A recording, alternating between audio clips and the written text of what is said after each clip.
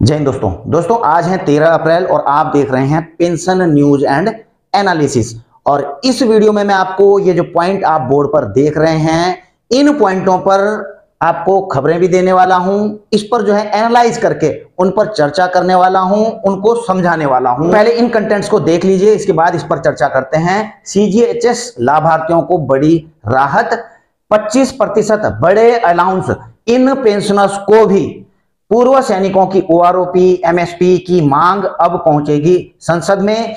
MSP 15,500, सुनवाई जोरदार तैयारी।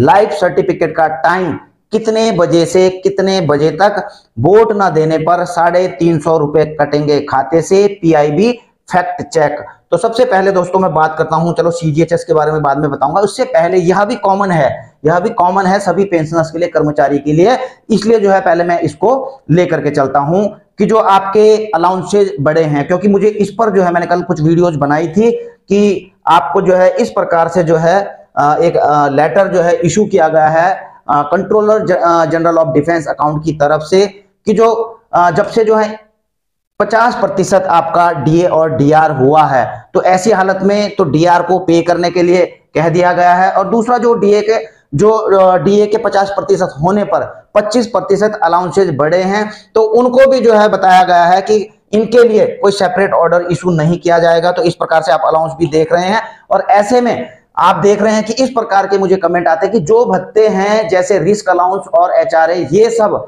जनवरी से आएंगे या अप्रैल से। अब ये देखिए, ये कंफ्यूजन है। दूसरा जो है सवाल यह है कि क्या जो पेंशनर 29 फरवरी 2024 को पेंशन आए हैं, उनको बढ़ा हुआ ग्रेच्युटी मिलेगा, और मिलेगा तो कितना मिलेगा। देखिए दोस्तों, इन पर मैं आपको पहले क्लियर करने वाला हूं कि जो अलाउंसेज बढ़े हैं 25% 1 जनवरी 2024 से, तो किसको मिलेगा, किस किस को फायदा होगा और किन पेंशनर्स को भी फायदा होगा, इस पर भी आप देख सकते हैं। सबसे पहला पॉइंट तो यह है कि जो भी अलाउंसेज बढ़ाए गए हैं दोस्तों, वो किसके लिए लागू हैं, जो अभी ऑन सर्विस में है, उसका लाभ किसको मिलेगा, जो ऑन सर्विस में है। इसके अलावा पेंशनर्स को भी मिला, किनको मिलेगा, अभी आगे बढ़ते हैं। अगली दूसरा जो है कि जो 1 जनवरी 2024 के बाद रिटायर हुए हैं, जी हाँ दोस्तों, जो रिटायर हो चुके हैं लेकिन 1 जनवरी के बाद अभी 31 मार्च तक जो रिटायर हुए हैं, तो उनको भी ये जो 3 महीने का या फिर जो है आप यहां लगा लीजिए, अगर जनवरी 31 को हुए होंगे या फिर फरवरी में हुए होंगे, तो उनके लिए सारे अलाउंसेज लागू हो जाते हैं ऑन सर्विस के समय के। तो ऑन सर्विस के समय के वो लागू होते हैं, तो उनको उसका जो है एरियर मिलेगा, ठीक है ना। एरियर के रूप में वो जो अलाउंस रहेगा वो उसका एरियर मिलेगा। और ग्रेच्युटी अगर दायरे में आते होंगे, क्योंकि अब 20 लाख से 25 लाख तक हो चुकी है जो अपर सेलिंग है, तो उनको भी जो है इसका लाभ मिलेगा। अगला है बेसिक पेंशन में कोई बदलाव नहीं होगा। जी हाँ दोस्तों, क्योंकि जो सर्विस के दौरान जो अलाउंसेज में वृद्धि होती है, उसका आपका बेसिक सैलरी में कोई परिवर्तन नहीं होता है। और अगर बेसिक सैलरी में आपका परिवर्तन नहीं होता है, तो आपको बेसिक पेंशन में भी कोई फायदा नहीं होगा। तो कुल मिलाकर यह फायदा किसको मिल रहा है, जो ऑन सर्विस में है या फिर 1 जनवरी 2024 के बाद रिटायर हुए हैं।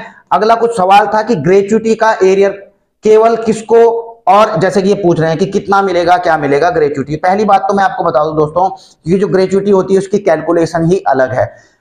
25 लाख का मतलब यह नहीं है कि हर किसी को जो है 25 लाख ग्रेच्युटी मिल जाएगी, क्योंकि आपकी जो बेसिक होती है, आपकी सर्विस होती है, उसके अकॉर्डिंग आपको ग्रेच्युटी का अमाउंट मिलता है आपके रिटायरमेंट में। और ऐसे में अगर देखा जाए दोस्तों कि जो अधिकारी होते हैं वो तकरीबन जो है 20 लाख से ऊपर के रेंज में जाते हैं ग्रेच्युटी के रेंज में। अगर वो 25 लाख से ज्यादा उनकी ग्रेच्युटी बनती है, तो मैक्सिमम उनको 25 लाख ही मिलेगा, 25 लाख से ज्यादा उनको नहीं मिलेगा। लेकिन ऐसा नहीं है कि 25 लाख से कम उनको बन रहा होगा और वो जो है 25 लाख ले लेंगे, नहीं। अगर उनको 24 लाख बन रही होगी तो 24 मिलेगी, 23 लाख जो है कैलकुलेट करके बन रही होगी तो 23 मिलेगी। और ऐसे में दोस्तों मैं आपको बता दूं, जो अन्य कर्मचारी हैं या सेना के अंदर जेसीओ या फिर अदर रैंक हैं, वो तकरीबन इस दायरे में नहीं आते हैं कि वो जो है 25 लाख ग्रेच्युटी के दायरे में आ जाएं। हाँ, हो सकता है ऑनरी कैप्टन, मैंने कैलकुलेट नहीं किया है, ऑनरी लेफ्टिनेंट कैप्टन शायद जो है आ जाए 20 लाख से ऊपर में। लेकिन जो है अगर जो है उनका ग्रेच्युटी 20 लाख से ऊपर बनता है, तो 25 लाख तक जो उनको मिलेगा। पहले केवल 20 लाख तक ही सीमित था।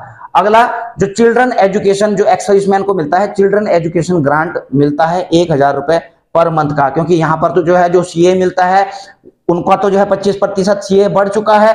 लेकिन जो जो चिल्ड्रन एजुकेशन ग्रांट है इसके बारे में पूछ रहे थे, मैंने बताया भी था पिछली वीडियो में, क्लियर भी किया था कि यह जो है अलाउंस नहीं है, पेंशनर्स को कोई अलाउंस नहीं मिलते हैं। इसलिए जो है ऐसा नहीं है कि जो है 50% डीआर हो जाने पर उनका चिल्ड्रन एजुकेशन ग्रांट बढ़ेगा। यह सरकार पर डिपेंड करता है, सरकार समय समय पर इसको बढ़ाती रहती है, यह ग्रांट है। ठीक है, अगला मैं सीजीएचएस की बात कर रहा था दोस्तों। जो सीजीएचएस के लाभार्थी हैं उनके लिए बड़ी राहत देने वाली खबर है। एक खबर तो मैंने उनको यह बता दी थी कि जो सीजीएचएस के बेनिफिशियरी हैं उनको अपने सीजीएचएस जो कार्ड हैं आयुष्मान भारत के साथ, यानी कि जो है आभा आईडी उनको बनाना है, इसके साथ में जो है उन्होंने लिंक करना है। यह प्रक्रिया जो है आपको बता दी जाएगी सीजीएचएस के द्वारा।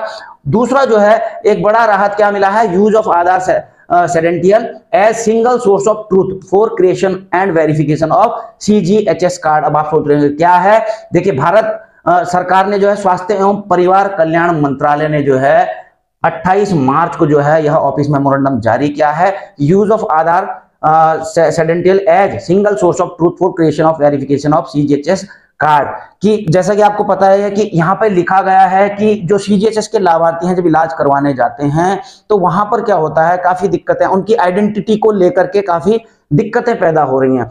तो यहाँ पर अब जो है आधार को जो है, आधार को इन्होंने जो है सिंगल सोर्स ऑफ ट्रूथ माना है, यानी कि अगर आप आधार वहां पर दिखाते हैं तो जो है आपके आधार का जो आपके आधार को जो है प्रमाणित माना जाएगा कि जो आपके आधार में नाम है, स्पेलिंग है, डेट ऑफ बर्थ है, जो जेंडर है, उन चीजों को जो है आपका जो है सीजीएचएस कार्ड की एप्लीकेशन के लिए मान्य है। वो चीज जो आपके आधार में लिखा हुआ है, डेट ऑफ बर्थ भी हुआ, नाम हुआ, आपका जेंडर हुआ, तो ये सारी चीजें जो है आपके आधार से बन जाएंगी। हालांकि दोस्तों आपको बताऊं कि जो डिफेंस में है तो स्पर्श में कईयों ने जो है अपना डेट ऑफ बर्थ भी चेंज करने के लिए आधार को लगाया, लेकिन आधार की तरफ से ऑलरेडी कहा गया है कि आधार जो है किसी की डेट ऑफ बर्थ का प्रमाण नहीं है। लेकिन यहां पर जो है सीजीएचएस के लिए यह जरूर सुविधा दी गई है कि सीजीएचएस कार्ड बनाने के लिए उनका जो है आधार प्रमाणित है, हर चीज उससे माना जाएगा।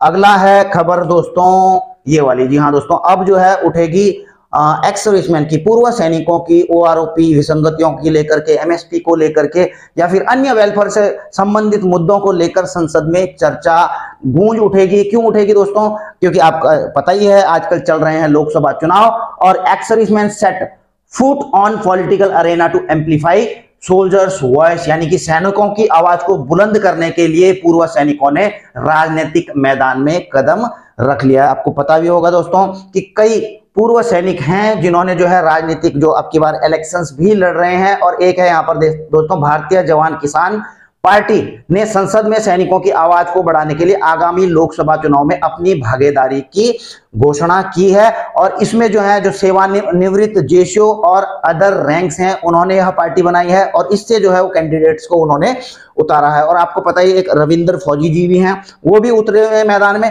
तो इनकी प्रमुख मांग क्या है कि कई पूर्व सैनिकों ने वेतन और भत्तों के मामलों में चल रहे भेदभाव का आरोप लगाया है। उन्होंने कहा है कि हमारी मांगों को जो है संसद में नहीं उठाया जा रहा है, सरकार नहीं छोड़ रही। और मांगे क्या है दोस्तों, आपको पता ही है कि ओआरओपी में विसंगतियों को लेकर के जो है कोई वहां पर आवाज नहीं उठा रहा है संसद में। हाँ, रैलियां कर रहे हैं, पूर्व सैनिक धरना दे रहे हैं, लेकिन उनकी मांगों को कोई सुन नहीं रहा है।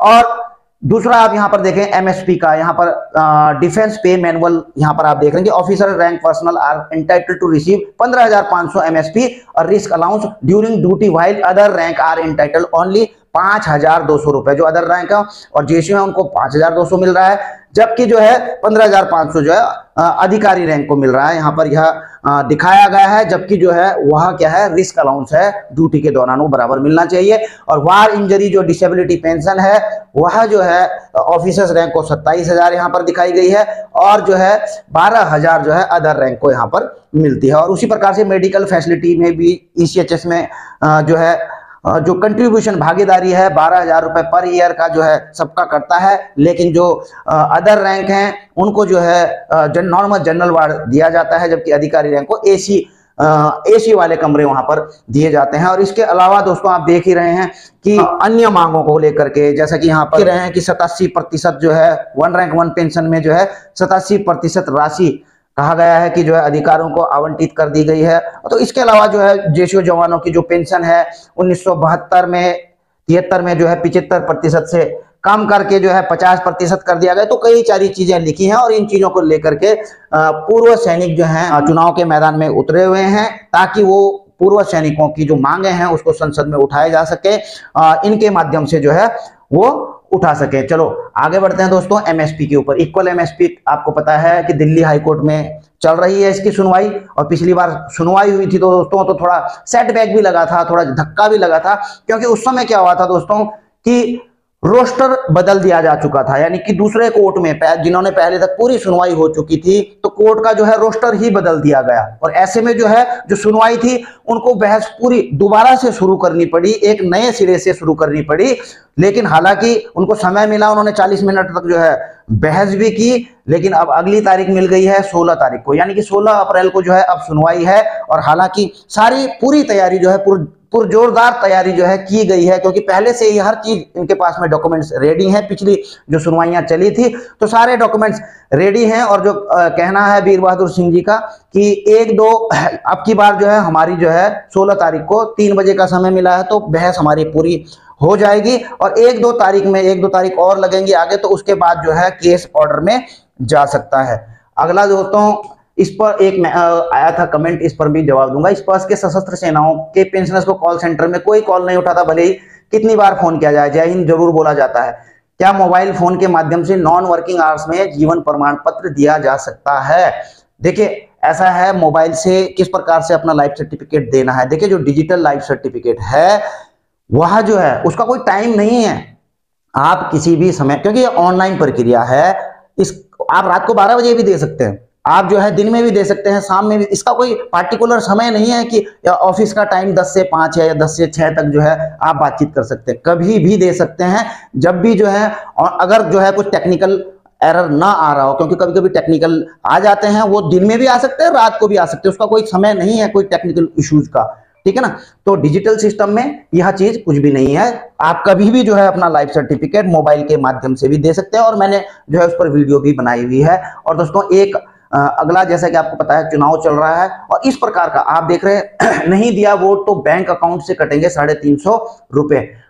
चुनाव आयोग ने कोर्ट से पहले ही ले ली मंजूरी। देखिए इस प्रकार का यह वाला मैसेज दोस्तों मैंने कई ग्रुप में देखा है, जो मेरे पास में व्हाट्सएप के ग्रुप हैं, कई जगह इस प्रकार का जो है घूम रहा है ये वाला, और मैंने भी वहीं से निकाला है, ठीक है ना। लेकिन इसमें देखिए दोस्तों अब इतना ज्यादा जो है वायरल चलता है सोशल मीडिया में, एक दूसरे सब देखते हैं, तो कहीं ना कहीं जो है किसी को सही भी लगती है, कोई समझ जाते हैं कि गलत है या जो भी है। लेकिन जब ऐसी जो इस प्रकार के मैसेजेस चलते हैं तो PIB फैक्ट चेक ने जो है, आप देख रहे हैं इसको, इस पर जो है फैक्ट चेक किया है और क्या पाया है कि यह दावा फर्जी है। मतदान न करने पर चुनाव आयोग द्वारा बैंक खातों से काट लिए जाने का दावा फर्जी है। PIB फैक्ट चेक ने यहाँ पर जो है करके बताया है, और पूरा जो इसकी रिपोर्ट इस प्रकार से यहाँ पर दी है, ताकि लोग जो हैं इस प्रकार के जो दावे किए जाते हैं, जो फर्जी मैसेजेस भेजे जाते हैं, ऐसे मैसेज से कोई भ्रमित ना हो। तो दोस्तों कैसी लगी आपको वीडियो अगर आपको अच्छी लगी हो तो वीडियो को लाइक शेयर कर सकते हैं। चैनल में अगर आप नए हैं तो चैनल को सब्सक्राइब करके बेल आइकन का घंटा दबा सकते हैं, ताकि आपको मेरी इसी प्रकार से आने वाली वीडियोज की नोटिफिकेशन मिलती रहे। जल्द मिलेंगे नई वीडियो में नई जानकारी के साथ। जय हिंद, वंदे मातरम।